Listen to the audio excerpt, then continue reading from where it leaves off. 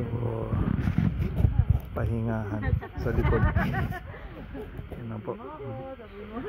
Ayan, ito yung ano, ito yung accommodation. Hiwalay-hiwalay kami pero yan yung ano. Yan, yung accommodation. Oh. So ayan. Maliit lang siya, 2 building pahaba. Malalapit lang yung ano. Walking distance lang raw yung ano namin banda doon sa likod, walking distance. So ayan,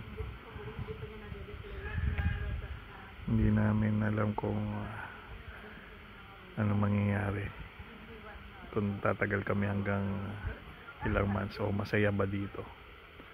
But for now mukhang okay naman ng coordinator namin, mabait, maganda kaysa sa ando doon. At yung room naman medyo luma, ito medyo luma, pero at least komportable kayata dahil isang bed lang, maliit lang na bed. Pero next time titingnan natin ng, or later i-room check natin. So salamat. So huling sulyap sa Gidans na lugar. Hindi ito exactly Gidans pero ano, malayo, 1 hour from Gidans City. Thank you.